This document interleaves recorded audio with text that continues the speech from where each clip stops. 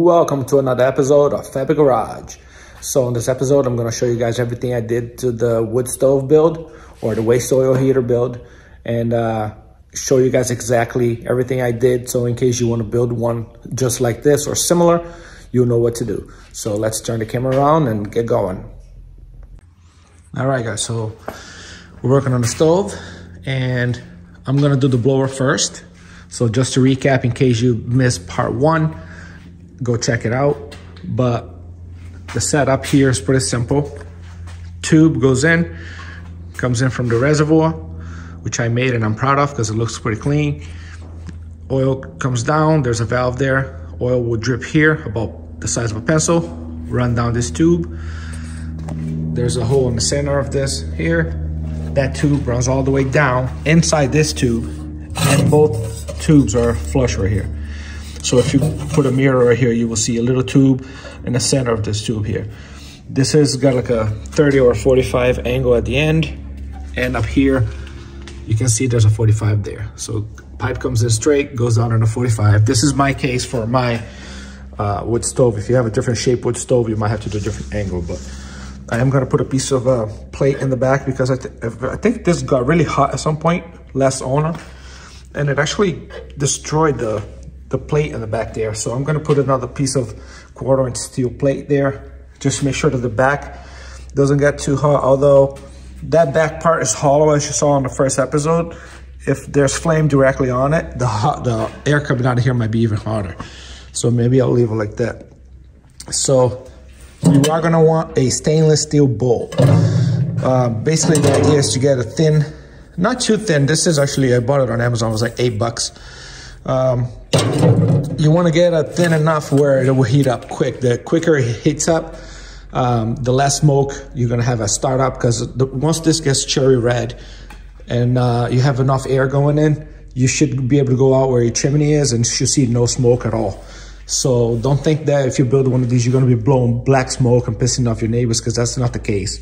So I am probably going to cut a hole here and put a little 90, so that way if something does happen and this thing starts filling up with oil, the oil will come out of that 90 and go through this plate. I'll drill a hole here, and I can open this up. If I can open it up, I don't know which way, I think it's this way here. Yeah. Open this up, and there's a tray here that I have to clean still that'll catch all the oil, because the flame is going to be above it, so that shouldn't catch on fire. So that's just like a safety. I'll have it just in case. I've seen where this thing, if something happens, like, you never know what's going to happen. So you really want to watch this all the time. Never leave it unattended. People that build these say it all the time. Don't leave the shop and be gone for 2 hours and come back, because you might come back to a disaster. But as long as you're in the shop and you're watching it, you should be safe. So I've seen people talk about how the oil started filling up, and then it just got to a point where the flame was too big and it was just kind of scary. So I'm gonna make this as safe as possible. All right, so here's my turbocharger for the wood stove. Kind of looks like it. Here's the blower that you saw in the first video, part one. I did have a air intake, big ass filter for a truck. I think it came out of a Dodge truck, cold air intake. And I got this for free many years ago, and I was like, I'll just keep it for something. I'll probably never use it. Well, guess what? It fits perfect into the inlet of this blower here. So it'll be nice and clean air, filtered. You know, if I'm cutting metal and stuff, it won't just suck it in, and it'll be nice and clean. That funnel trick, I bought this funnel on Amazon. That worked perfect. Welded it right in, cut the lip of the funnel off, and welded the funnel right here. I didn't weld it all around because it doesn't really have to be airtight, because this puts out a decent amount of air. And then took a piece of pipe that's the same size as that pipe coming down, welded to the front. So now all I gotta do is mount this down there. Let me focus down there. Mount that pump down there, the blower, and then extend this pipe here down, and then I can put like a 90-degree hose. Probably a high temperature hose. It's not gonna get hot down there, especially this is not gonna get hot because it's gonna be blowing really cold air. So it should be fine. Once the blower is mounted, I want to wire in a switch up front here, put an electrical box and wire a switch in here. So that way I can just turn the blower on and off right from the front, and because that's going to be plugged in normal down there. So probably have a switch here, maybe even add a timer, so when I'm ready to go inside and close the garage, I can just shut off the oil and turn the timer on and let the blower keep blowing air until the oil all burns out, and then the flame will put itself out. That's pretty much the safest way of walking away from one of these. So that's probably what I'll do. But let's get mounted on the blower. I am gonna scrape and paint the legs. Probably I bought high heat paint. Again, it probably won't get too hot, but if it does, it'll be high heat paint. So not sure if I'm gonna paint the stove. I think I'm just gonna mist some high heat paint on it just to make it look a little better, but I'm not gonna go and do a full coat of paint on it, because I don't think it'll last either way. It's gonna get so hot, I don't think it's probably gonna look like this within a week or two. So, but that's fine, as long as it puts out heat. I don't care if it's hot pink. So yeah, guys, let's get mounting that blower and cleaning these legs here. And then once that's all hooked up and ready to go, all we gotta do is work on the chimney. All right, so we have the blower mounted. The legs are painted with high heat paint, and so is the stove. So keep in mind, the first time you start your stove or your barrel, whatever you use to make the actual chamber, you are probably gonna get a lot of smoke. If you use like a compressor air tank, you really should burn it outside. That way it burns off the paint. Usually your first startup should be outside, but because this was just a light coat, basically just a mist of high heat paint, it should smoke a little bit, but not too bad. Basically until this high heat paint bakes. It was just a rattle can high heat grill paint. So as you can see, I have my chimney rod. So this one actually has an oval port. So I have the oval 6-inch adapter. This is just single wall stovepipe with support here and the other side there. There's another one here to keep it steady. Then there's a 90 there, and then that pipe there is double walled with insulation around it. So what that's gonna do is that's gonna make sure that the sheet metal and the frame of the shop doesn't get too hot. And not only that, but behind this plywood here, there's actually insulation. Well, not insulation, but the foam board. And if that was just regular stovepipe, it'll probably melt that whole area there behind the plywood. So going out of the shop or through the roof, you really want the expensive stuff, which my father-in-law actually happened to have. So I actually got that for free. And then once it comes out there, it does another 90 and goes straight up. So yeah, blower is mounted. I'll show you what I did. So I put a nice decal there from the people that built this. That looks pretty cool. So my cone is on there. The blower is mounted. I welded this plate to the leg so that way it'll be there forever. And then I just self-tap the actual blower to that plate. I have a connector here. I mean the plug for the blower and the plug for the pump that's in the back, the air pump. So everything is ready to go.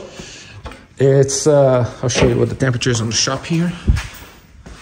It's about 32 degrees in here. So I'm gonna do my first start. And I have a fan here just in case. So the reason why I did single wall stovepipe is what that's gonna do is that's gonna radiate a lot more heat into the shop. So basically I'm gonna get more heat in the shop doing it this way than if I just did insulated all the way down, because then I would only get heat from here. But once the hot air goes up, I wouldn't get any heat from the piping. So this way I get heat all the way through the piping. So hopefully it puts out a decent amount of heat. I'm hoping if I let this thing run for half hour or so, that the shop will go from 30 to maybe 55, 60. I can work in 60 degree, no problem. So yeah, let's do a first fire up and see how she runs.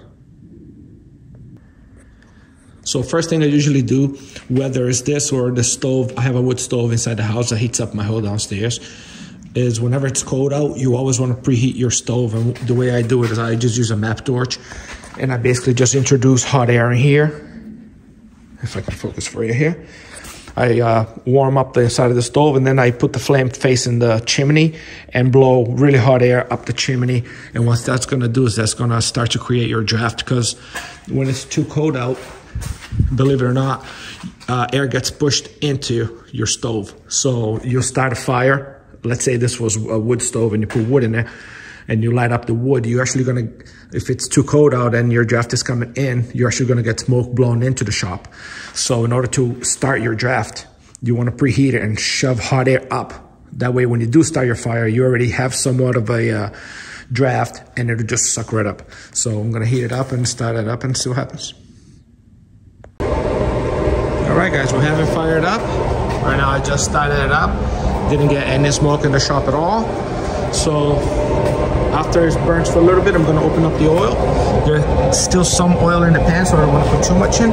But as you can see, it's burning nice and warm.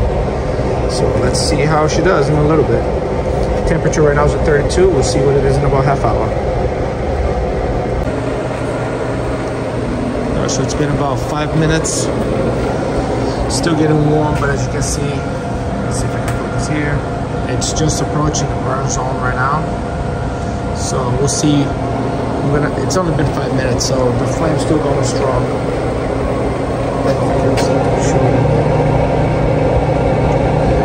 So I'll show you the amount of oil I'm using. Let's see if I can focus in here. Very little. Just a pencil thin amount of oil. So let this thing run for about half hour, and then see if the temperature in the shop gets any warmer or not. So this has been running for about an hour. As you can see up there, the temperature is right on in the center of the burn zone, which is good. I like it to be a little hotter than that, but using the same amount of fuel as you can see in there. So it's getting pretty hot. I'm probably 4 feet away from it. It's pretty hot, but the issue I have here, so I'll show you what the temperature is. Again, the shop is a mess because I'm moving everything around. But right now the temperature is around 24 degrees, and the shop is right about 55. So the issue I have here is I don't have my walls are not really super insulated. They have this foam boards all around, and then I'm gonna plywood over it just like I did here. But my roof is not insulated at all. And the problem is, see all those grooves going down on the roof line? If you go outside right now, which is pitch black, and you look at the building, you can see light coming through all of that. So the problem with that is right now it's 24 degrees, but it's pretty windy. Every time the wind hits, it basically just shoves cold air all around the shop. Not only that, but above the doors, it's also probably a 2-inch gap. So I have to figure out a way. I did buy plastic. I was gonna lay sheets of plastic on the ceiling just to keep the heat below the lights. But I'm gonna have to figure something out. Probably buy some spray foam and seal up, like right there in between the two roof panels. You can see light through, and I'm gonna show you guys a couple pictures right now. So this picture here is of the side. So you can see all the light coming through is basically any kind of wind that's outside is gonna push cold air right in.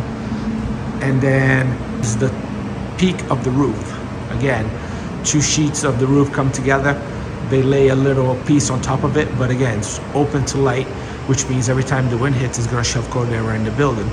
And it doesn't help that the roof panels are not insulated yet, even with the foam. So it's pretty tough keeping the building, or making the building build up heat. So I can probably keep this shop around 55, but I really like to close up all the gaps and see if I can bring it up to like 60, 62. And if I can make the shop stay at 60, I'll be happy. So I mean, I'm sure if I let this thing run for a couple of hours, it probably will just keep on building heat. And again, today's 24 degrees, so maybe on a day that's like 30 or 40, it'll be 60 in here. But when it's really cold, I really want to test this thing out. So when it's 20 degrees, you know, to see how much heat I can get. So we'll see what it's getting pretty late, so I'm gonna work on it this weekend, and hopefully I'll have another video for you guys next week with better results.